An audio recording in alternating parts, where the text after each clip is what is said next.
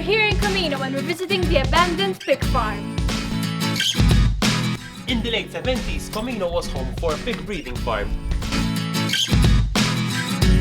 The farm here in Comino was set up since the African swine fever wiped out most of Malta's pig population.